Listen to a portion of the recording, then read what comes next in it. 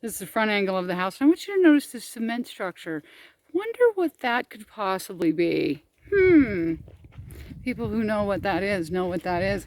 And people who know how heavy that is know how heavy that is. It needs to be moved. Anyway, this is the pile of brush that Thomas has been working on with the big orange tool. And this is the second outbuilding. And oh yeah, it's every bit as good and well constructed as the last. So here we got a room over here.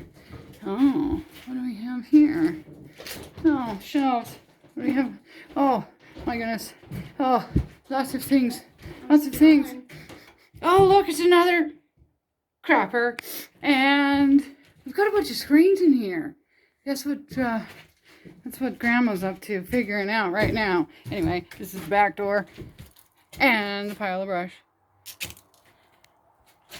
So much to do. So much time. Right? Yeah.